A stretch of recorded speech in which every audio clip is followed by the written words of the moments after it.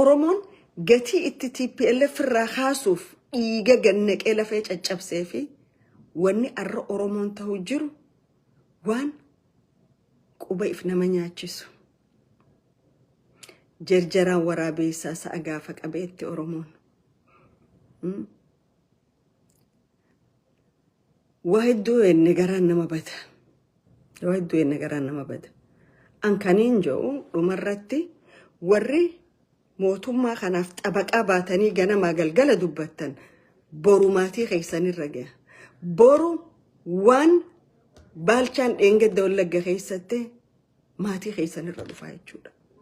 Wanni arra arsii keessa guyyaa arraa kanarratti maatii keessanirra dhufaa jechuudha.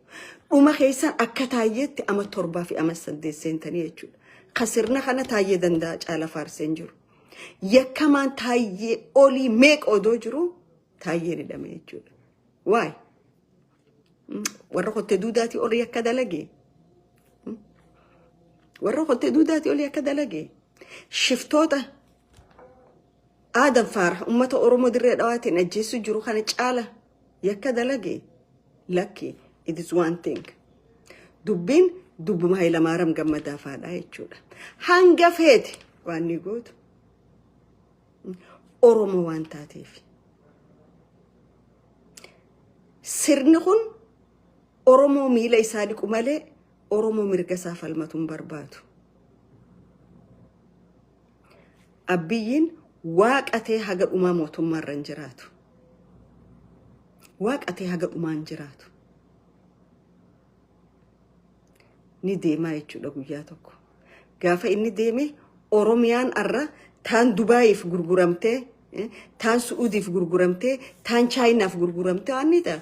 Ummanni Oromoo you will see yourself middle of nowhere jechuudha. Kaadiree nama qarshii 500 fi 1,000 nyaattee gabbaatee waa dubbattu gatta'attee yaada. Namni jibbanna dhuunfaa walirraa qabu hin jiru. Jibbanna dhuunfaa tokko namni walirraa qabu hin jiru. Garuu gaddaa fi gadadoo ummata Oromoo irra deemu jirtuutu garaa nama nyaata. Amma hoggaa warroota sirna kanaan mormuun ergamtuu TPLF ergamtuu wayyaanee tanfaatu jira. Warra kanaa ol wayyaanee ergamee jira. Warra kanaa ol TPLF ergamee jira. Maa waan dabre yaadanne. Waan afaan isin dhufe dubbachuu dura maaliin dubbadhaa jaa yaada. Ati haati Oromoo, abbaan Oromoo, ilmaan Oromoo kana dhuman sitti hin dhagahamne. Ati miseensa waan nyaatu malee waan yaadu hin beekne jechuudha.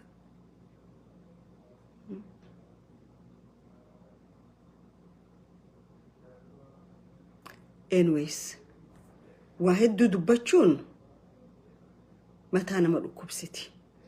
Ammalleen kaniin jedhu warri nuti ilmaan waaqoo guutuuti, ilmaan gootaati, nuti ilmaan jaarraa abbaa gadaati, ilmaan gootaati jettan. Isaanii goota malee isin gootaa miti. Isaan goota. Waan yeroo isaanii godhuu qaban hojjetan. Dabran. Arra garuu amaanaa isaanii nyaattaniiti diina dhaalchiftanii jechuudha. Arra baalee walakkaa ol lafa ilmaan Ziyaad Barree taatee jirti jechuudha.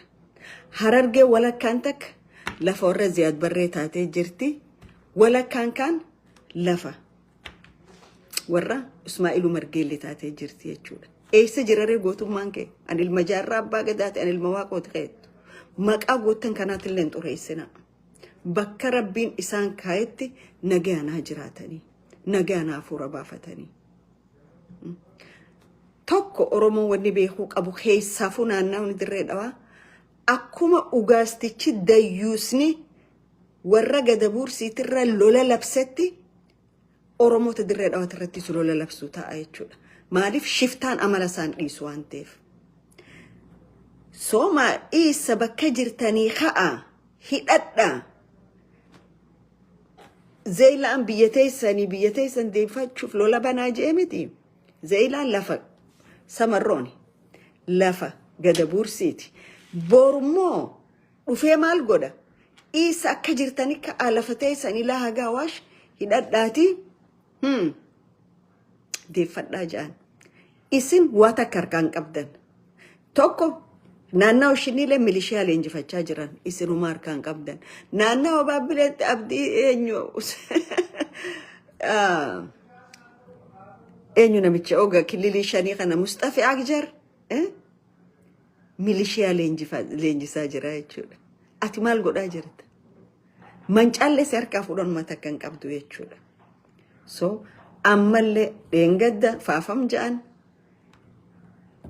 gurra dhaamolee ja'an kara kaaniis karanaayis qumbii ja'an amma isloogaana isaanii ni agartan gaara mul'ata fadis maal jechaa jiran.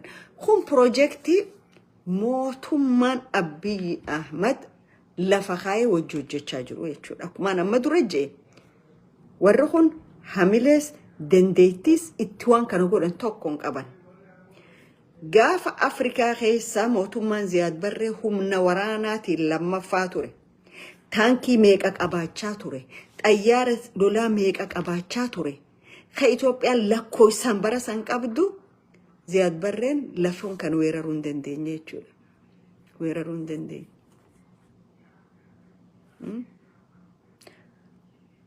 Arra caccabanii akka daaraa bukootti gargar faca'anii biyya isaanii guddoo diiganii sadarkaa kanaan if ga'an lafa Oromiyaa humnaan qabanne hoggaa ja'an gabbaanii nama saalfachiisa. Tanaaf lafti isin humnaan qabattan hin jiru.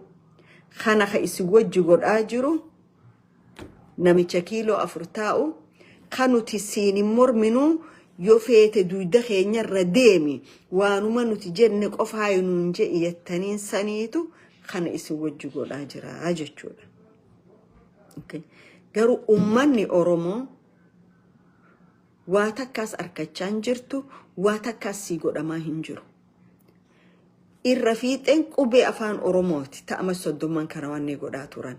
Arra qubee afaan Oromootirra qubee afaan Chaayinaatiitu haa baratamuu jee irra leellifamaa jira jechuudha. Maaliif ministeera barumsaa kafarra Oromoo ka Oromoo dhageettii fi harkaan feene ka qabsottu waaniin seene Oromoo dura dhaabbachuu fi gaafaan mana hidhaa seene Oromoon ama 16 fi ama 70 yaanni isaanii akka tokko kana qabsoon nanaqe jee Oromoo foobiyaa ka qabu qubee foobiyaa ka qabu arrasaniitu ministeera barumsaati jechuudha.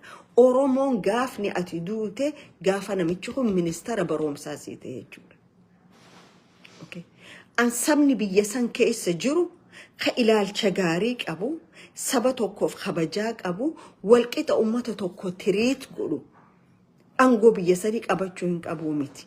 Garuu namni jibbanna Oromootiin bokoke akka ammallee Oromoon akkuma ekonomiidhaan if booda deebisu sagantaa kaayyatanitti Oromoo barumsaan if booda deebisu ka jedhu sagantaan bara Haile Sillaasee arra Biraaruun Raggaatiin ragga'amaa jira jechuudha.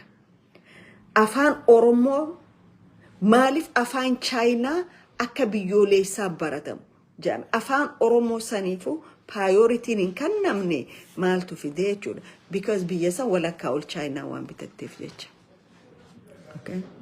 Kana jechuudha.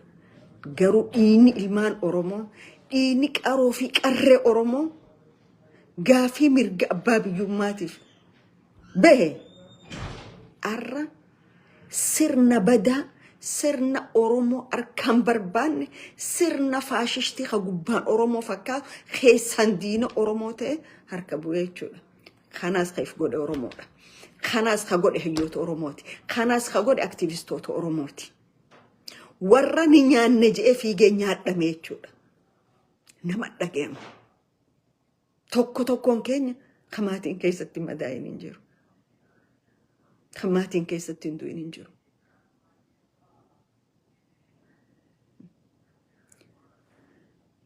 Aanan ganna qame hambada qabatanii jedhan. Ammallee alert. Sheekottiin gabbaatanii waazii jimaanuu raggootan. Kunoo lafti baalee ta'arra Soomaaliin fudhatte taniin amma isinii himetan jechuudha. Lafti Harargee talaalanii agartanii jechuudha. Rabbiin dura silaa wanni waajiba isinii godhe nagee ummata keessaniitiif nagee biyya teessaniiti. garuu ajandaa mootummaa qabatanii gabbaataniiti zoonii tokkorratti lola ekonomii labsitanii jechuudha. Amma naannawa dila kana baala keessaa fudhamee naannawa Soomaalii jala galee alaabaa isaanii irra dhaaban Oromoo achi ari'anii warra biraa fidanii achi galchan hoggaa jedhan isinitti hin dhagahamu sheekotti Oromoo. Sheekotti akka teessaniiti ta miidiyaarra ol baatee lafa san lafa teenya deeffannetti eebbisaa jirtu. Kun maal nama agarsiisa? Gatii mootummaan waan kan harka keessaa qabuuf sheekottiin takka gabbaateen dubbattu jechuudha. Zim hin agarre hin dhageenyedha. Garuu rabbiin itti isin gaafata. Rabbiin itti isin gaafata. Ummata keessaniif maal gootanii haqa ummata keessanii eeydanii ni jira moo hin jiru sheekotti keenya kun? Jiruu addunyaati jettanii hanga jirtan kana jettanii dhugaa saba kanaan awwaalina. Haqa saba kanaan awwaalina. Saba kanarratti cubbuun hojjetina.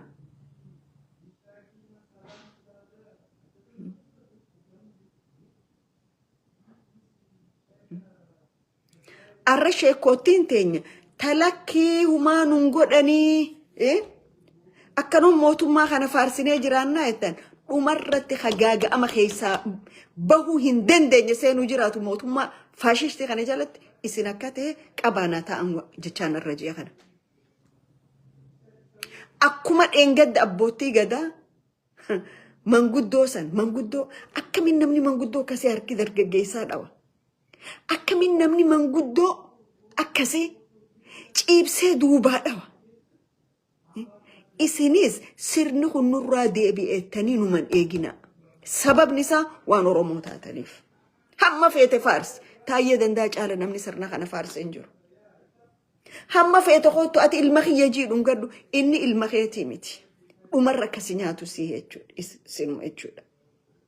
Kanaaf Oromoon yoo waliin fala barbaaddate. Yoo waliin maal goone jee waan godhuun dhabuu jechuudha. Kanaaf jabaadhaa bakka jirtanii ummata keessaniif sagalee ta'a. Ummata keessan quba qabaadhaa.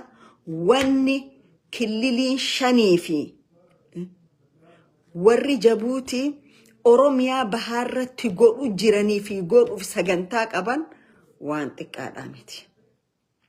Waan xiqqaa miti. Gatii ammayyoon dhaabne gatiidha nu kafalchiisa. Gatii nu kafalchiisa. Kantiibaa Dirree Dhawaa lafa miskiinaa deebisiif. Lafa miskiinaa deebisiif. Miskiinni san akka ilmaan keetitti keeta muratanii Ameerikaa dhufanii mana kireeffatanii jiraachuu hin danda'an. Lafuma san irra dhalatanii hireen isaanii achuma. Ati arra ilmaan keetiif haati warra keetii ollaa kiyya jiran. Mana kireessitee fi meeshaa mana guuttee fi nagayaan taa'aa jiran. Garuu ilmaan Oromoo nagaya dhorkitee mana keessaa gayyaaftee hiriyyoota keetiitiif warra isaa kajabuutiitiif lafa Oromoo gurguruu jirta jechuudha. Sitti hin dhagahamu. Sitti hin dhagahamu. Sitti hin dhagahamu xiqqoollee sheemiin qabdu. Bar yoo humniti biraa tasi caaltulleen kana si goosifte. Bar naannawa kana bulchuu hin dandeenye ay resign jettee dhugaa jiru uummataa himulillee dhiirummaadhaa bar. Akkuma dheengadda Minister of Communication in Somaliland gaafa ummanni isaa akkasi gada booramaa keessa dhuman san ay resign jeen uummata kiyyaa dhumu taa'e ilaaluu hin danda'u jee angoosaa irraa gabbu jechuudha. Arra uummata kee akkana godhuurra angoon tun silaa funyaaniin si baate irraa gabbuu teessee irra hin jiru. Lafa haadha hiyyeessaa gurgurachaa haadha hiyyeessaa ajjeesaa joollee akkasii hoggaa tiraaktarri mana irra diigu karaa akkasii fiidu san joolleen san silaa joollee ta'e taate maal taate maal jettamoo Khadiir Mukhtaar Khadiir Johar sittaa dhagahamu akka ilma Oromoo tokkotti sittaa dhagahamu. Nama wayitiitu yaa saamii hateenya namni kun fira keenya waan je'iniin ija ummaa teetii wajjinis firumma qabanii. Ummaateeti hojii firummaa qaban. Annama haadha hiyyeessaa gabbaasee ala cicibsuun fira jee waan hin jiruun dhiisa. Nama haadha hiyyeessaa irra mana gurguree kaadiree fi kaabinee isaatiif lafa hiyyeessaa kan. Nama intala Oromoo talakkuu garaa qabdu rasaasaan mataa keessa dhabe nama san qabee seera dhiyeessuu hin dandeenye gumaa intala sanii lakkinuun himinaa jeniin gubboo kannaniifiin anirraa usuu dhiisa niin du'e haa gaafas. Niin du'e gaafas. Garuu ummanni Oromoo guyyaan kun ni dabra guyyaan biraatis ni dhufa jabaadhaa jajjabaadhaa.